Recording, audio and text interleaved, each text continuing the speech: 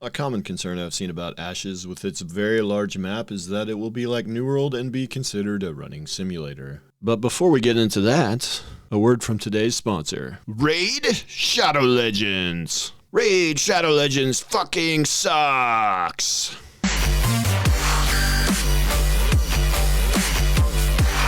New World's map at launch was around 40 square kilometers. Ashes map at launch will be around 1,200 square kilometers, not including the Underrealm. 480 of that is land, 750 is ocean. So the Ashes map is much larger than New World, but New World also had a tiny map compared to most MMOs. But when you look at the MMO genre as a whole, in most MMOs, especially older MMOs, you run a lot. But a lot of them are not called running simulators. So why the discrepancy? Well, to me, there are many reasons for this. First, map size is relative to many things. The amount of instant and fast travel options is one. The run speed is certainly another. New World has a slower run speed than most other MMOs. The New World run speed was around 9.8 kilometers per hour. In comparison, WoW run speed is around 25 kilometers per hour.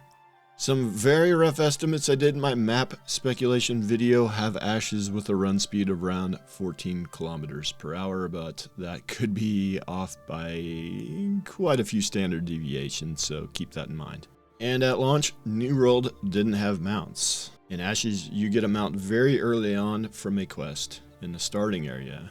So that already should make a pretty big difference, but hold on, there's a lot more to it. Next, New World had minimal quests early on, and many of them did not chain into each other like happens in a lot of MMOs. So you would literally run long distances to complete just one quest. In a lot of MMOs, you run to one area, complete like 5 quests in that one area. In Ashes, we know it will not have quest subs, so I suspect you will not be able to complete a bunch of quests all at once in one area. But there are so many systems in Ashes that you're likely to run into as you travel to an area. There are events, points of interest, caravans you might run across, and of course a very robust gathering system if you are a gatherer. There's more to do as you go from point A to point B that could easily distract you. It is not just setting auto run and moving from point A to point B mindlessly, at least in theory. We obviously don't know yet, but on paper, that could be the way it works. Another difference between Ashes and most other MMOs is the idea of zone level ranges. Ashes doesn't have the traditional linear zone level ranges where you stay in one zone from say level 20 to 30 and then move to the 40 to 50 zone. Instead, as nodes level, they will unlock higher level content within their zone of influence. So in theory, a max level node should have content appropriate for all levels within its very large zone of influence. So in theory, one could level their character entirely at one node and not have to travel all over the giant world map. Steven has said doing this will likely not be as efficient as traveling to other zones of influence will be in terms of leveling speed. But while it might not be the fastest way to level your character for those that want their node to be the first to level to avoid becoming a vassal node, that is a strategy they might want to employ, staying in that one node zone of influence. Which means staying in a relatively small area and questing and grinding mobs and gathering materials, which means minimal running.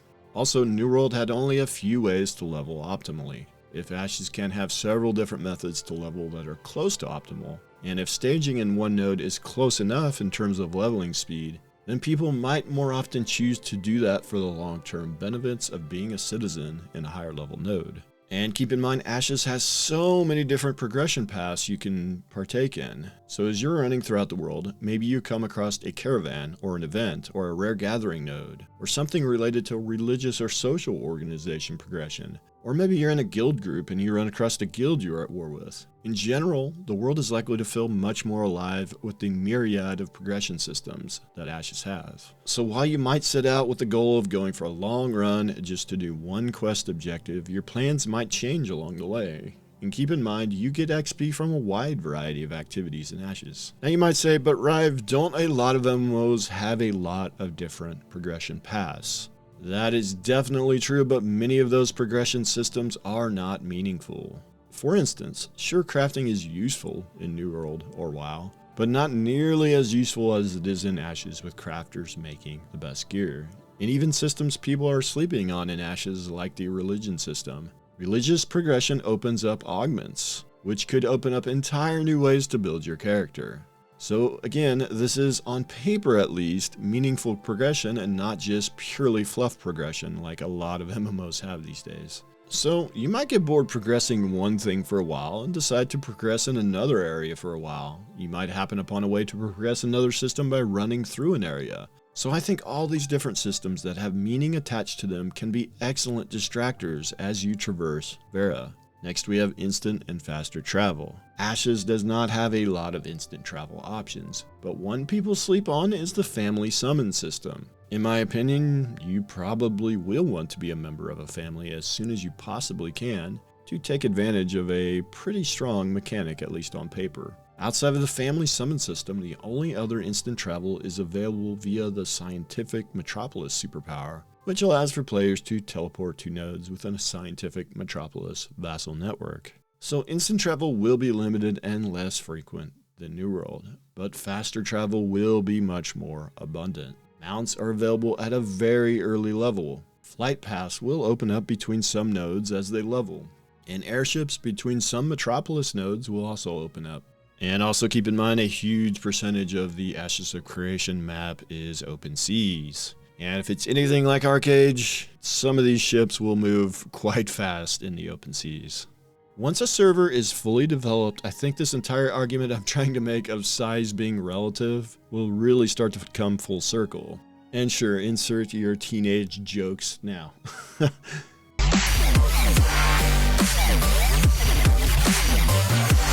So long story short, most MMOs, at least older MMOs, you run a lot, especially early on, before you unlocked waypoints and got access to mounts. But most of them were not called running simulators.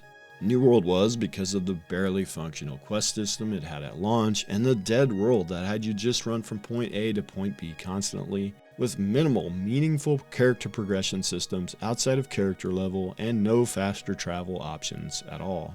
I don't think this is going to be a problem in Ashes at all, in terms of feeling like you're just running all the time. But who knows, we will have to wait and see once we actually start to play it. Thanks for watching, and I'll see you guys in the next video.